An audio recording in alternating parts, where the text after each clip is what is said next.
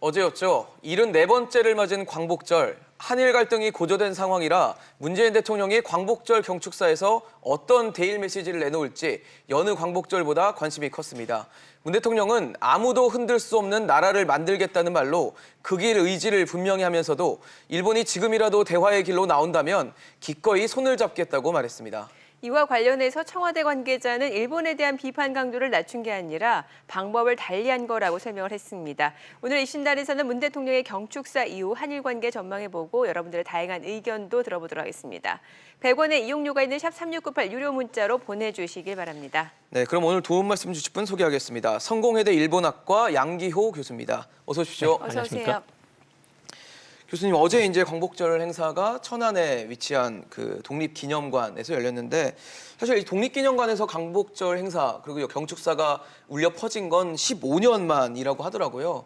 아무래도 뭐 일본의 경제보복 상황 이런 것들이 좀 반영됐다라고 해석을 할 수 있는지 어떻게 보십니까? 예, 역시 이제 뭐 상징성이 있습니다. 그러니까 올해는 특히 이 3.1운동 100주년 또 이 그렇죠. 상해 임시정부 100주년 아닙니까? 네. 그런 점에서는 이제 과거와 우리 민족 또 대한민국 또 지금의 이런 엄청난 성장한 이런 그 어떤 면에서 경제 중견국으로서 대한민국에 대한 어떤 과거와 현재와 미래에 대한 어떤 그런 일관성을 담보하는 하나의 어떤 그런 그 장소가 아닌가 하는 생각이 들고요. 네. 그런 점에서는 아주 적절하게 잘 골랐다는 생각이 듭니다. 또 이제 그 야외에서 많은 분들이 많은 국민들도 참여를 해가지고 여러 가지 다양한 이런 역사 배우기 체험도 하고 또 하루 또 쉬는 공간으로서는 아주 좋지 않았나 그런 생각이 듭니다. 네. 사실 뭐 이렇게 시각적으로 봤을 때 장소도 장소기도 하고 문재인 대통령 부부 내외 그 한복이 좀 인상적이었던 맞아요. 것 같은데 의미들이 담겨져 있는 건가요? 어떤 건가요? 맞습니다. 이제 모든 복장 의상이라는 것은 특히 이제 정상의 복장 의상이라는 거 이건 완전한 메시지가 들어가 있는 거니까 네. 그런 점에서는 특히 이제 최근에 한일 관계에 대해서 뭐 대통령께서 결코 지지 않습니다라든지 물러서지 않겠다라는 그런 불태전의 어떤 그 자세 같은 것을 이제 여러 번 이제 언급을 하셨거든요. 예. 그런 점에서는 이런 그 한복 자체는 상당히 의미가 있다라고 봅니다. 사실은 이제 김정숙 여사가 입은 한복이라는 것은 예를 들면 이제 정상회담 때 만찬 같은 데 가끔 있습니다만 저렇게 문재인 대통령 포함해서 부부가 대통령 부부께서 이렇게 한복을 입는 것은 그건 분명한 메시지가 있습니다. 저는 일본에 대해서 보내는 하나의 그 강한 메시지 가운데 하나다 이렇게 봅니다. 의상으로 드러났다라고 네, 보시는 거군요. 맞습니다. 네. 자, 문 대통령 경축사 많은 분들이 관심을 가졌었는데 이제 대일 관계 관련 언급이 있었고 또 경제 메시지가 굉장히 많았는데 특히 이제 먼저 성장한 나라가 이제 뒤따라 성장하는 나라의 사다리를 걷어차서는 안 된다. 이거 굉장히 강력한 좀 메시지라고 볼 수 있을 것 같은데 일본 입장에서는 만약에 이 경축사 내용을 전달받았다라면 어떤 입장이었을까요? 사실 저는 이제 그 표현 자체가 굉장히 대통령께서 절제했다라고 봅니다. 네. 그러니까 이제 예를 들면 뭐 영국과 프랑스가 먼저 경제 성장하고 네. 그 다음에 독일이 뒤따라가고 그게 이제 19세기의 전체적인 유럽의 어떤 산업혁명 이후의 어떤 상황이었거든요. 근데 그런 과정에서 국가 간에 이제 갈등이 있었고 사실은 그런 게 제1차 세계대전으로 발전한 겁니다. 그러니까 역사적으로 이게 상호 간의 분업, 자유묘기라는 것은 지금까지의 어떤 전후 체제의 질서와 평화, 공동 번영을 담보하는 중요한 기제이거든요. 이것에 대해서 그런 잘못된 과오를 되풀이하지 않도록 이렇게 말씀하신 거라고 봅니다. 그런데 제가 이제 절제되었다고 아까 말씀드린 건 뭐냐면 네. 사실은 일본이 먼저 성장하면서 우리가 그걸 뒤따라가면서 우리가 수혜를 입은 게 아닙니다. 물론 이제 그런 부분도 없지 않아 있지만 네. 우리가 이 수혜를 했을 뿐만 아니라 일본 국민들도 엄청나게 혜택을 보았습니다. 네. 그러니까 일본 측에서는 청구권 자금으로 무상 3억, 유상 네. 2억 달러를 우리한테 주고 그게 뭐 포스코라든지 아니면 경부 고속도로 또는 지하철 1호선 이런 성장하는 어떤 중요한 전기가 되었다고 일본 사람들은 자랑스럽게 이야기할지 모르지만 우리가 본다면 1965년부터 지금까지 이 대일 무역 적자가 6천억 달러가 넘습니다. 6천억 달러는 엄청난 돈이고 그렇죠. 그걸 통해서 일본 국민들도 혜택을 본 겁니다. 일본이 무슨 자원이 있습니까? 아니면 뭐 인구가 적습니까? 자원은 없고 인구는 많은 나라거든요. 네. 그야말로 무역으로 해서 먹고 살 수밖에 없는 나라이고 그런 점에서는 제가 말씀드린 그 대통령의 말씀이 많이 절제됐다. 일본도 수혜를 받았는데 그 사다리를 차는 것은 그야말로 정당하지 못하다, 올바르지 못하다라는 말씀을 하셨고 그런 점에서는 상당히 저는 굉장히 겸손하게 말씀하신 거다 이렇게 좀 말씀드리고 싶습니다. 네. 사실 문 대통령의 경축사를 좀 꼼꼼히 보면은 그 아무도 흔들 수 없는 나라, 또 휘둘리지 않는 나라, 특히 이 아무도 흔들 수 없는 나라라는 표현은 7번 정도가 반복될 정도로 문 대통령이 좀 메시지를 강하게 담으려고 좀 노력했다라는 게 느껴질 정도인데 아무래도 뭐 최근 한일 간의 어떤 경제 갈등 같은 것들을 염두에 둔 포석이라고 볼 수 있겠죠. 맞습니다. 이제 그 경제 강국이라는 말씀을 많이 하셨거든요. 네. 그런데 사실 한국하고 일본하고 이 무역량을 따져보면 네. 이게 그 영국하고 프랑스하고 무역량보다 더 많습니다. 아, 그런가요? 엄청난 양입니다. 이건 우리가 무역으로 본다면 일본하고 별로 차이도 나지 않습니다. 네. 전체적인 무역량으로 본다면. 예. 또 지금까지 이렇게 성장한 것을 보게 되면 대한민국의 적어도 수준이라는 것은 4년 뒤면 이런 그 1인당 지출 지표를 보게 되면 일본보다 더 많습니다. 그게 2023년에는 그런 예상이 있는 거거든요. 근데 그런 점에서는 한국 경제가 지금 엄청나게 성장해왔고 우리도 일본이 어떤 식으로 한국을 압박하더라도 또는 수출 규제를 하더라도 이것을 이겨낼 만한 충분한 힘이 있다. 그런 점에서 경제 강국이다라는 것이고 이런 자신감을 바탕으로 해가지고 우리는 절대 지지 않는다. 또 물러서지 않을 것이다라는 것에 대한 어떤 그런 국민들에 대한 어떤 그 호소이고 지금의 우리의 자신감을 다시 일깨우는 그런 중요한 어떤 메시지였다고 봅니다. 네. 향후 100년을 위한 비전, 그러니까 미래를 향한 메시지를 던졌는데 이제 또 문 대통령이 일본과의 갈등의 원천인 과거사 문제에 대해서도 짚었단 말이죠. 일본이 이를 어떻게 바라볼까요? 사실은 이제 과거사에 대해서 이렇게 언급을 하셨습니다. 그런데 네.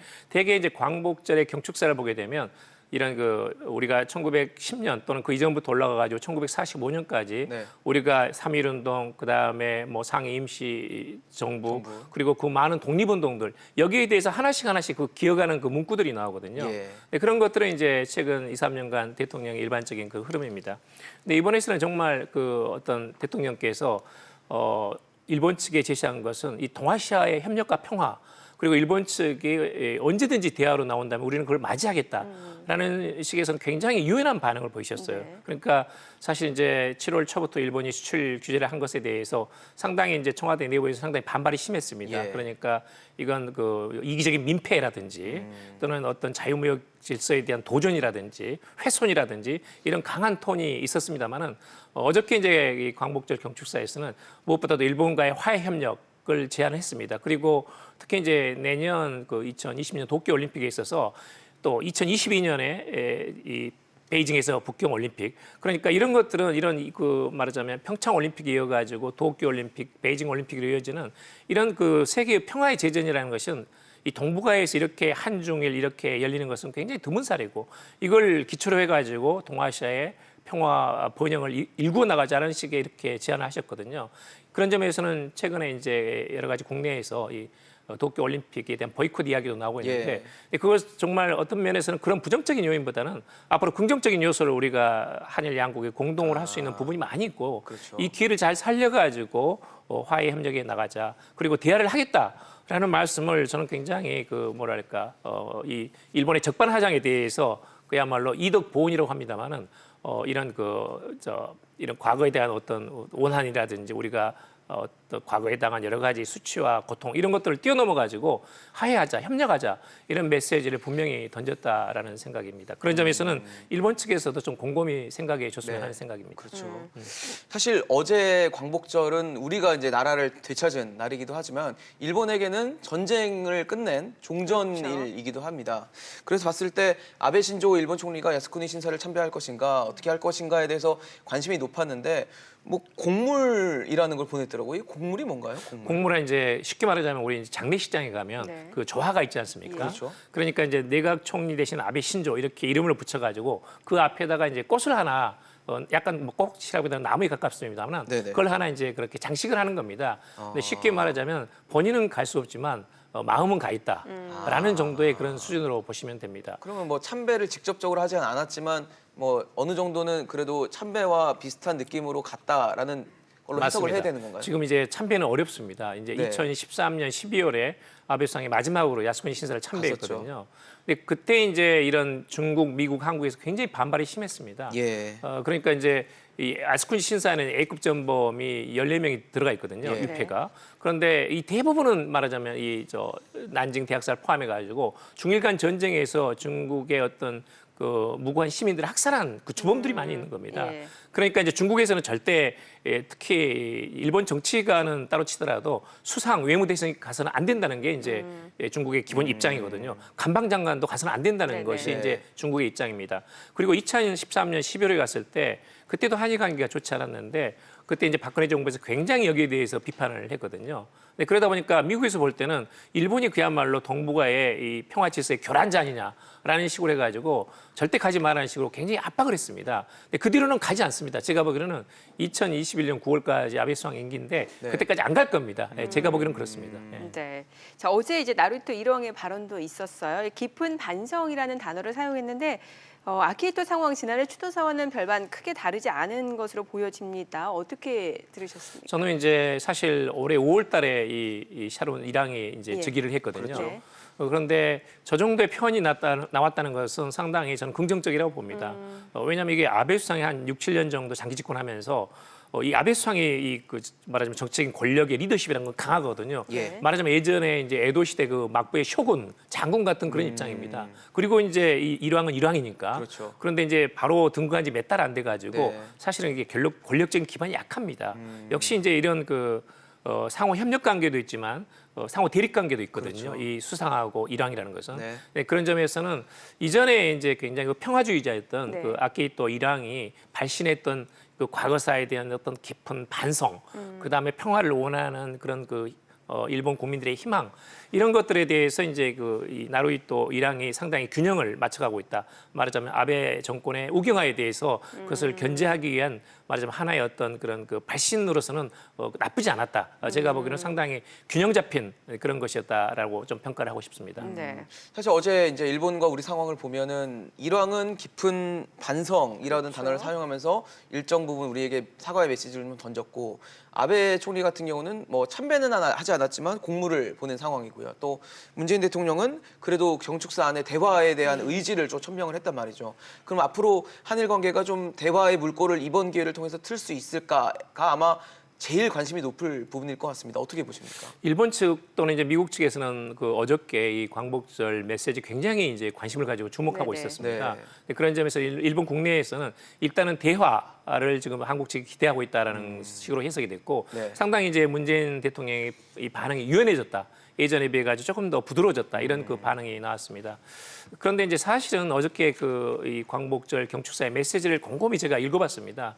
근데 주요 내용은 뭐냐면 기본적으로 일본의 과거사에 대한 반성을 기대하고 있고 네. 또 일본이 자유무역 질서로 다시 되돌아올 것을 이렇게 바라고 있습니다. 그런 면에서는 우리 정부의 기본 입장은 바뀌지 않았다. 네. 그러니까 이 강제징용 대법원 판결이 있었는데 여기에 대한 것은 기본적으로 일본의 기업과 그리고 우리의 피해자들 간의 민사소송이다. 여기에 대해서는 한국 정부가 개입할 수 없다. 그리고 상권 분립의 사법부의 결정에 대해서는 이것을 존중해야 된다는 것이 이제 우리 측의 기본 입장입니다. 그런데 여기에 대해서는 이 원칙은 절대 바꾸지 않는다. 이 원칙에 대해서는 타협할 수 없다는 것이 어제는 굉장히 색깔이 강했습니다. 네. 오히려. 물론 이제 앞으로는 이 원칙을 지키되 대화는 얼마든지 할 수 있다라는 정도의 메시지였다고 보고요. 제가 어저께 주목한 것이 있습니다. 그게 뭐냐면 네. 한일 양국이 공동으로 피해자를 실질적으로 치유할 수 있는 여러 가지 노력을 같이 해왔다라는 그런 발의는 있었거든요. 그러니까 적어도 이 원칙은 유지를 하되 실질적으로 이 피해자들을 구제하고 또 보상할 수 있는 그런 방법. 예를 들면 우리가 6월 19일 날 제안한 한일 양국 기업의 자발적인 모금으로 이 피해자들한테 보상을 해나가자. 여기에 대해서는 얼마든지 이 안을 토대로 해서 만들어 나갈 수 있다. 지금까지 그렇게 잘 해왔다라는 그런 메시지가 담겨 있다는 측면에서는 이런 대화는 얼마든지 열려 있지만 네. 실질적인 방법에 있어서는 아직까지는 우리 정부의 원칙은 절대 바뀌지 않는다. 지금 한국 정부가 제시한 안을 토대로 해가지고 네. 한일 간의 대화는 얼마든지 가능하다라는 정도의 메시지였다. 그렇게 보시는 게 아마 정확하다고 봅니다. 네. 문 대통령 발언 전에 김원훈 광복회장 발언이 있었는데 굉장히 강경한 그렇죠. 어조였어요. 뭐 육자회담 배제 이런 얘기까지 나왔는데 여기에 대해서는 어떻게 보셨나요? 원래 이제 그분이 약간 그 광복회장이시면서 전에 예. 국회의원도 하셨어요. 네. 그런 점에서 굉장히 이제 입장도 강하십니다. 예. 또 독립유공자의 후손이시기도 하시고 그런 점에서는 이제 한일 간에 특히 이제 일본 측이 이런 한일 상호 간의 자유무역 더구나 사실은 한국으로부터 가장 수혜 혜택을 받아온 나라가 일본인데 네. 거기에 대해서 적반하장식으로 과거에 대한 사죄, 반성 또는 보상은커녕 한국에 대해서 경제 보복을 하는 것은 도저히 용납할 수 없습니다. 네. 더구나 이것을 지금까지 가장 중요한 안보 우호국이었던 한국을 안보상의 이유로 수출을 규제한다는 것은 이건 말하자면 지금까지 한일 양국이 쌓아온 우호와 협력 또 정치, 경제, 사회, 문화, 경제 모든 분야에서 이 쌓아온 업적을 일거에 부정하는 거거든요. 네. 이것은 절대 용서할 수 없고 용납할 수 없다. 이런 점에서는 앞으로 한국도 여러 가지 카드를 가지고 있고